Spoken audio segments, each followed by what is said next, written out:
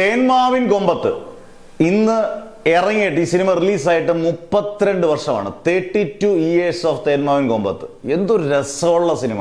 എനിക്ക് തോന്നുന്നു ഞാനൊക്കെ വളരെ ചെറുപ്പത്തിൽ നമുക്കിവിടെ ആലപ്പുഴ ജില്ലയിൽ കറ്റാനം ഗാനം എന്ന് പറഞ്ഞ തിയേറ്ററിൽ പോയി കണ്ടൊരു സിനിമയാണ്. വളരെ കൊച്ചിലെ തന്നെ. പക്ഷേ ആ സിനിമയുടെ നമ്മളെ ആദ്യം തന്നെ അതിൻ്റെ ഫ്രെയിംസ് KV ആനന്ദ് ആയിരുന്നു എൻ്റെ സിനിമാറ്റോഗ്രാഫർ. ഒരു രക്ഷയില്ലാത്ത ഫ്രെയിമാണ്. എന്ത് രസമായിട്ടാണ് എൻ്റെ സിനിമാറ്റോഗ്രാഫി. ഏറ്റവും മികച്ച സിനിമാറ്റോഗ്രാഫറിനുള്ള ആ വർഷത്തെ ദേശീയ അവാർഡും KV ആനന്ദ് കൊണ്ടുപോയിട്ടുണ്ട്. പിന്നെ പാട്ടുകൾ, ഒരു രക്ഷയില്ലാത്ത പാട്ടുകൾ. ബേണി ഇഗ്നീഷ്യസ് ആണ് പാട്ട്. പിന്നെ പ്രിയർസന്റെ പ്രത്യേകിച്ച് പറയേണ്ട, പ്രിയർസനാണ് സംവിധായകൻ. പ്രിയർസന്റെ വിഷ്വലൈസേഷനും നല്ല വിഷ്വൽസ് ആയിരിക്കും, നല്ല അടിപൊളി പാട്ടുകളായിരിക്കും. അത് ഏത് സിനിമയായാലും. പിന്നെ മോഹൻലാലിൻ്റെ ഒന്നൊന്നര കഥാപാത്രം, ഒരു രക്ഷയില്ല. മോഹൻലാൽ അടിഞ്ഞാടിയ ഒരു കഥാപാത്രമാണ്. നല്ല രസമായിട്ട് ഹ്യൂമർ ഒറ്റയ്ക്ക് തന്നെ കൈകാര്യം ചെയ്തെന്ന് പറയാം. മോഹൻലാൽ, ശ്രീനിവാസൻ, നെടുമുടി വേണു, കവിയൂർ പൊന്നമ്മ, കുതിരോട്ടം അപ്പുവിൻ്റെ ഇപ്പോഴും ആ ഡയലോഗ് സൂപ്പർ ഡ്യൂപ്പർ ഹിറ്റ് ആണ്. ശോഭനയാണ് നായിക. അടിപൊളിയാണ് ശോഭനെ കാണാനും ഒക്കെ.